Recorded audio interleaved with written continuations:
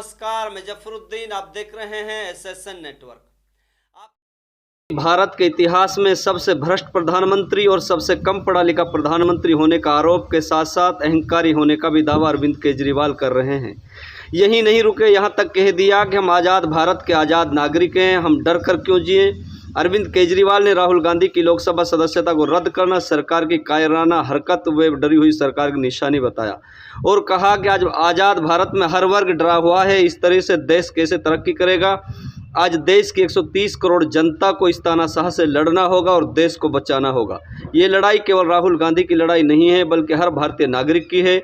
आगे केजरीवाल ने कहा कि भाजपा सरकार देश में वन नेशन वन पार्टी बचे, बाकी पार्टी खत्म कर दी जाए और सारे नेता खत्म कर दिए जाएं, बस एक ही नेता बचे, यही तानाशाही है। इसलिए देश को बचाना बेहद जरूरी है।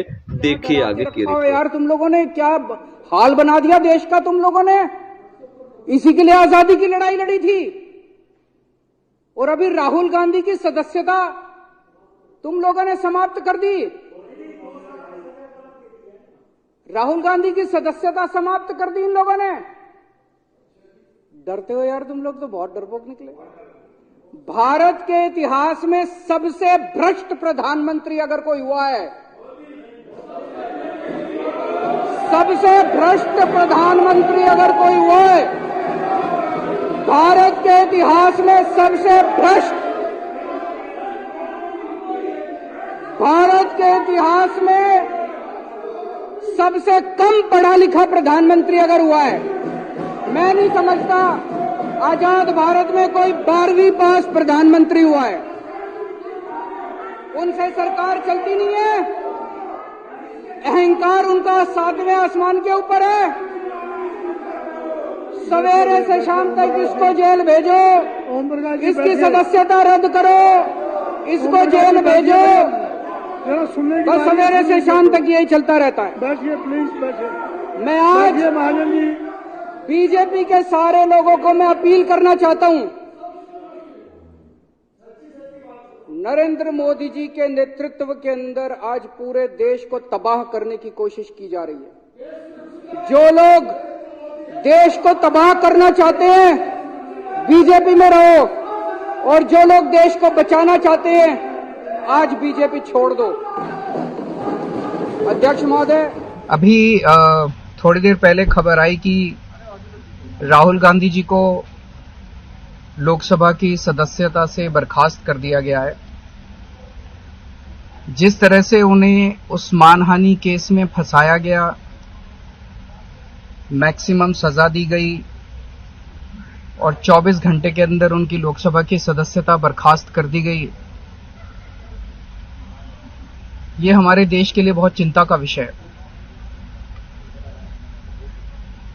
हम जुडिशरी का सम्मान करते हैं, लेकिन जो जजमेंट आया हम उसका समर्थन नहीं करते।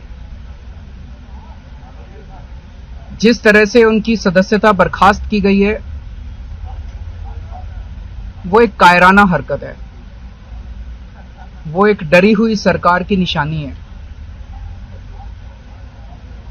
लेकिन देश के लिए पूरा आजकल देश के अंदर जो चल रहा है वो देश के लिए बहुत खतरनाक है। पूरे देश से ये एक ऐसा माहौल बनाना चाहते हैं कि देश में बस एक ही पार्टी बचे, वन नेशन वन पार्टी, और सारी पार्टियों को खत्म कर दिया जाए। ये एक ऐसा माहौल बनाना चाहते हैं कि एक ही नेता बचे, वन नेशन वन लीडर, बाकी सारे लीडर्स को खत्म कर दिया जाए। इसी को तो तानाशाही कहते हैं, इसी को तो डिक्टेटरशिप कहते हैं। पूरा देश ये देख रहा है। मैं देशवासियों से अपील करना चाहता हूं कि ये भारत हम सबका है, ये भारत 130 करोड़ लोगों का है। हम सब ने मिलकर आजादी की लड़ाई लड़ी थी, हमारे पुरखों ने आजादी की लड़ाई लड़ी थी, आजाद भारत को आजाद कराने के लिए। लेकिन आज की जो सरकार है,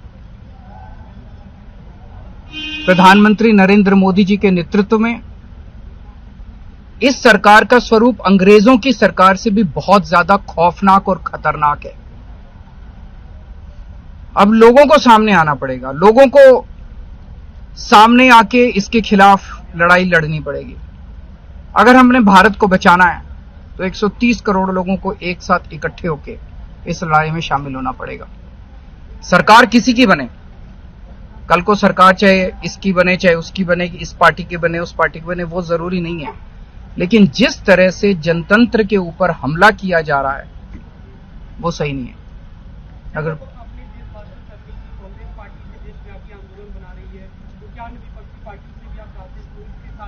पार्टियां इंपॉर्टेंट नहीं है, मैंने कहा लोग इंपॉर्टेंट हैं। अभी मैंने संसद के अंदर, विधानसभा के अंदर एक एग्जांपल दिया। एक ऑटो रिक्शा वाला मिला, ऑटो रिक्शा वाला मुझे कह रहा था जी मुझे व्हाट्सएप मैसेज भेजने में डर लगता है। मैंने कहा क्यों? कहते हैं शायद गिरफ्तार ना कर लें। इस देश के अगर एक ऑटो रिक्शा वाले को व्हाट्सएप मैसेज भेजने में डर लगता है तो आपने 130 करोड़ लोगों को डरा के रखा हुआ है। ऐसे देश कैसे चलेगा?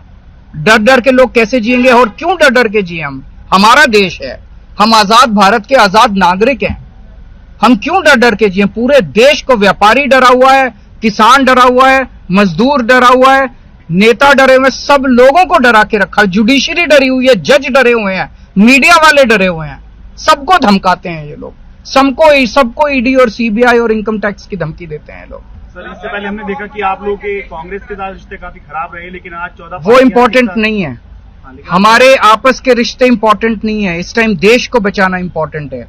मीडिया के ऊपर प्रहार हो और मैं अगर कहूं कि मेरी इस चैनल से बनती नहीं है, वो इंपॉर्टेंट नहीं है। किसी से बनती है या किसी से नहीं बनती, इससे व्यक्तिगत अच्छे रिश्ते हैं कि व्यक्तिगत बुरे रिश्ते हैं, वो इंपॉर्टेंट नहीं है। 130 करोड़ लोगों को, सब लोगों को साथ आना पड़ेगा।